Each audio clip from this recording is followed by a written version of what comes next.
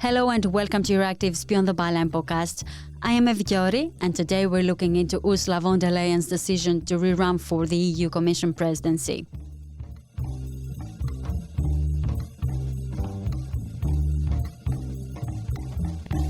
Ending months of speculation, Ursula von der Leyen told members of her conservative CDU party in Germany on Monday, February 19th, that she was seeking a second term.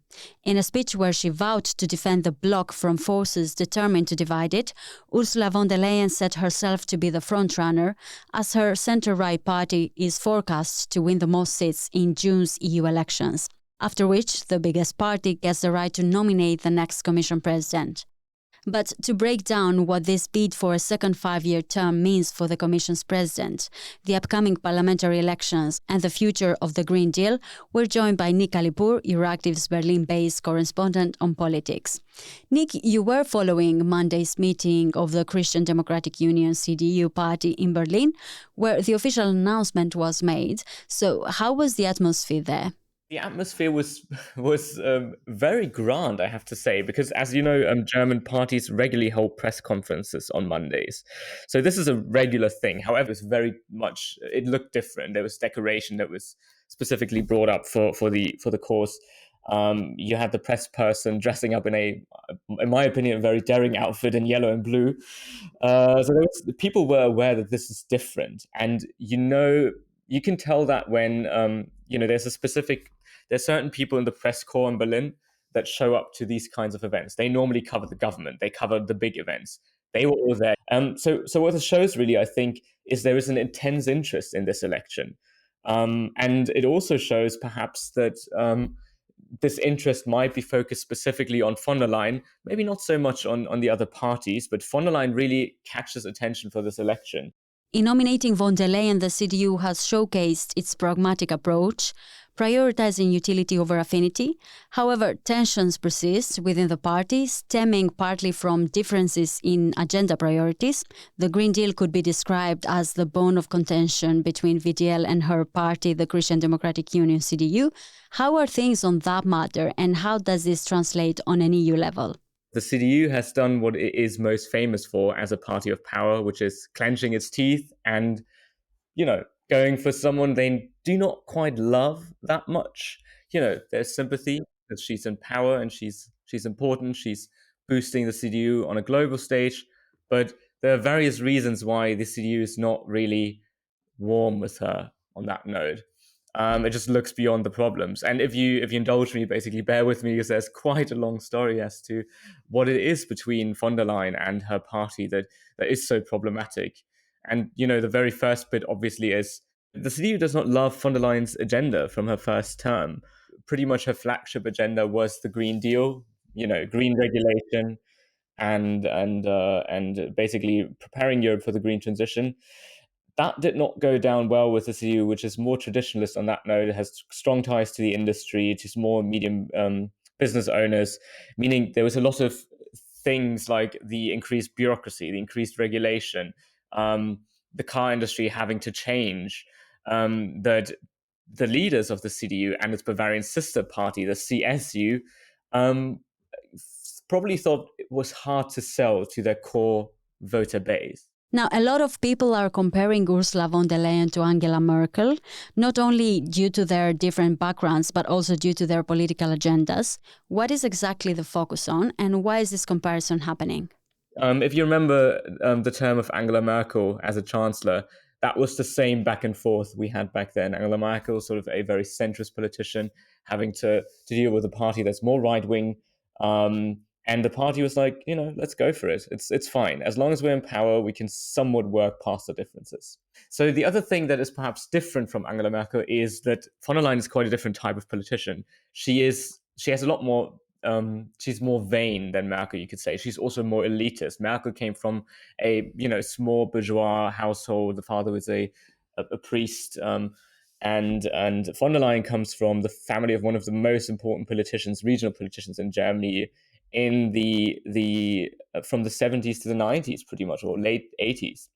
So she grew up rubbing shoulders with leaders and was not much of a bread and butter politician. She's the child of the elite, a child of the elites, basically. And for that reason, I think she's not the person who would go into the CDU voter base and talk to people and make friends at the local level and run, amongst other things, on a party list in Lower Saxony, which she's not doing for the European elections, because it's probably not quite her thing. So the Commission presidency, where she's only talking to high-profile leaders, is a great thing for her, but it also means she's not particularly well liked or at the CDU base. So there is something about her that does not quite go down well with the CDU. And the CDU, to wrap it up, has not like that, but has pressure points this time because they have to nominate von der Leyen. So, and they will make sure that the conversation that von der Leyen is having during the campaign and during her second term is going to sound a bit more like what they want to hear and a bit less like the Green Deal von der Leyen that we heard in the first term. And the mood surrounding von der Leyen's nomination reflects a nuanced acceptance rather than enthusiastic endorsement within the CDU. Despite reservations, her global influence and alignment with the party's power objectives are acknowledged. There were some initial reactions to her announcement by members of the CDU and the European People's Party, EPP, which has still to confirm her candidacy during its party congress in Bucharest in early March. How do you see this panning out?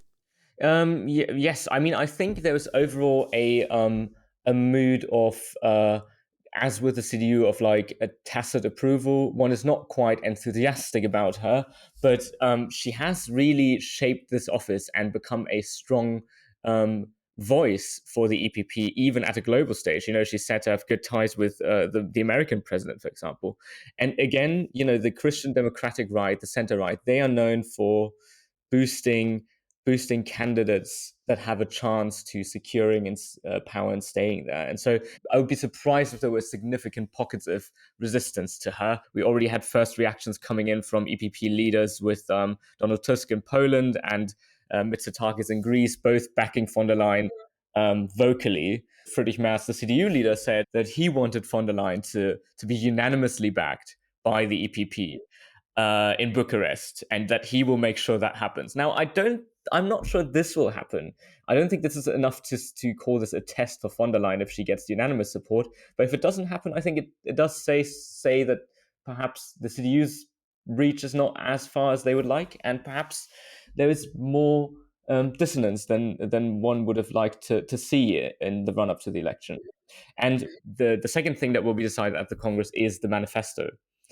And the manifesto will be one thing that she might be less comfortable with, because that's decided by all the delegates. So I think one big question, one thing to observe is how will that manifesto look, and will it be one that she would be comfortable running with, or would that have include any challenging points that one can hold against her? And could the manifesto be a deal breaker for von der Leyen? I think she's known to be a very flexible politician and to work with the things that people give her. So, you know, the Green Deal wasn't her idea, but she depended on the approval of a Green leading parliament, so she went with it. And likewise, I think she will deal with a right leading manifesto in the same way. However, one thing, for example, that I think is interesting is the draft manifesto included a line saying returning competences from the EU to the member states should be discussed, something the CDU crossed out from its overall principal manifesto draft this year. There is a prevailing expectation that major member states will rally behind von der Leyen, except Hungary due to Viktor Orban's reactions. But how do you see this evolving? Are there European leaders that are a bit more skeptical of her second term as Commission President? There is a sense that the large member states will, despite any adherence to opposing party groups, probably support her. Except perhaps Hungary and Viktor Orban, because they have a personal feud, obviously, for the rule of law story that's been playing out. There are some concerns that come from France about her leadership style, her being perhaps a bit too much of a one-woman show and running her own unilateral campaign in the office rather than consulting with her allies. I think that's a concern that the French have in particular. What we heard from the Liberals, the Liberal chief Valérie Ayé of the in the European Parliament has spoken out. What she was more concerned about is that von der Leyen allies with the Liberals in the second Parliament, because she's worried about a right-wing shift, and von der Leyen would be a centrist force. So you see there's sympathy towards her, and people are wanting her to work with them and pleading with her to do that, because they're more worried about a right-wing shift than a second presidency for von der Leyen.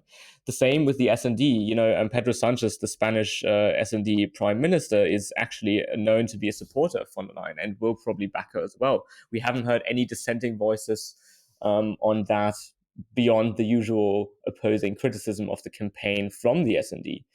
So now, the one thing where I think it gets more tricky is perhaps Italy, the ECR, and a few right-wing populists in government here and there, because Meloni is said to be friendly. She's an ECR prime minister in Italy, is said to be friendly with von der Leyen, but her coalition partner Lega is not, and her party is also not so much. So she might back von der Leyen, but she has to sort of keep a balance with her allies in Europe and Italy. But overall, these are small things.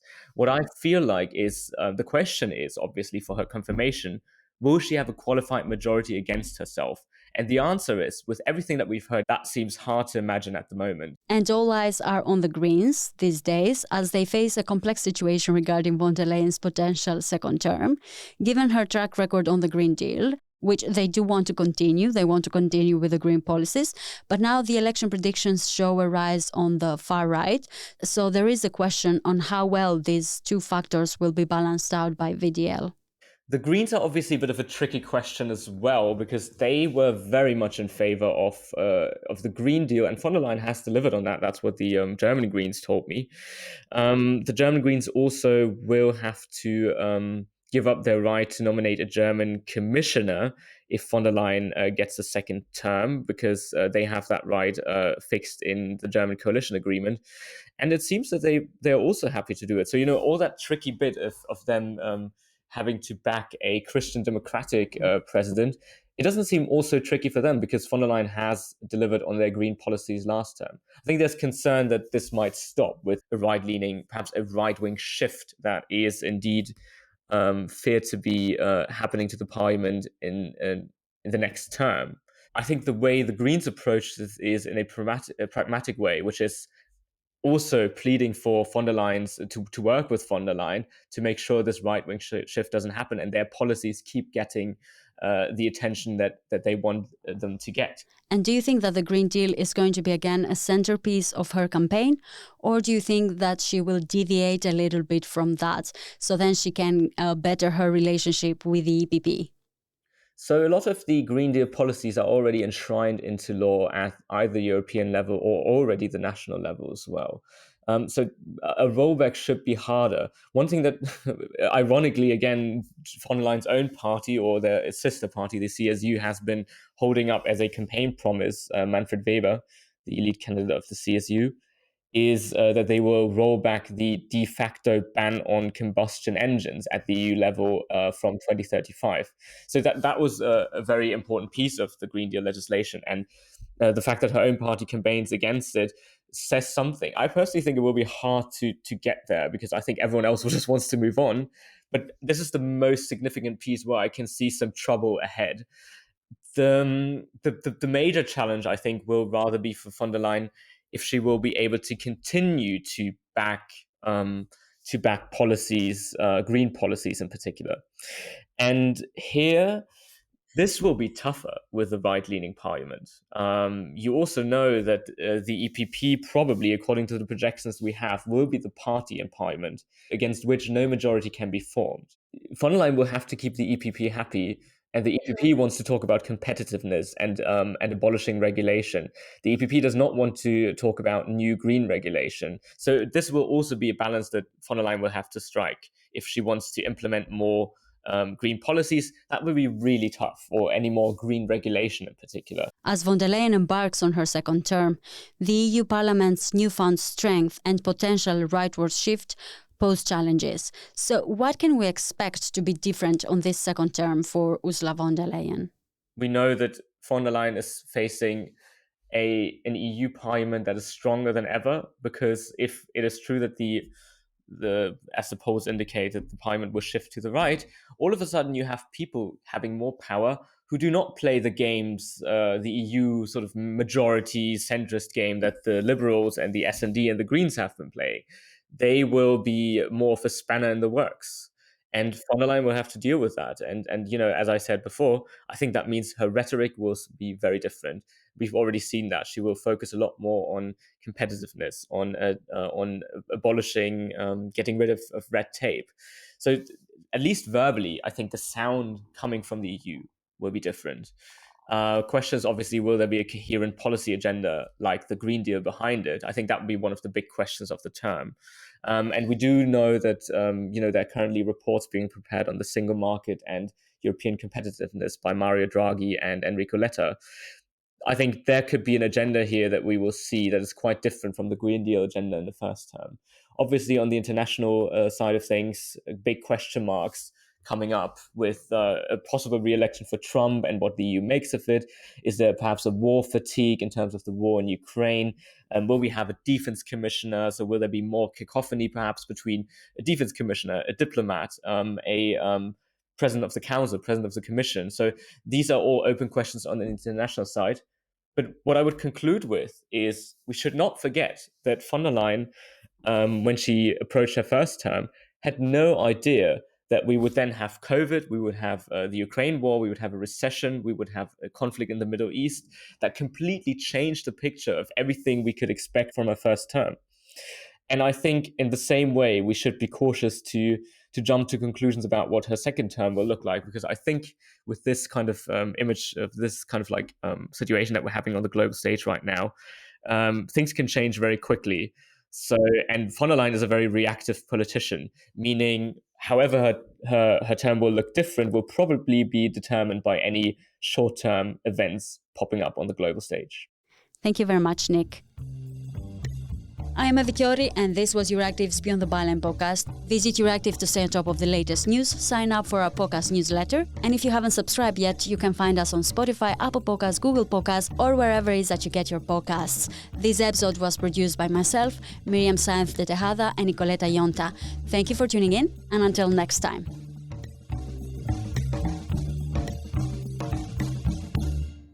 As part of our commitment to accuracy, inclusion, and transparency, Euractiv is part of the Trust Project.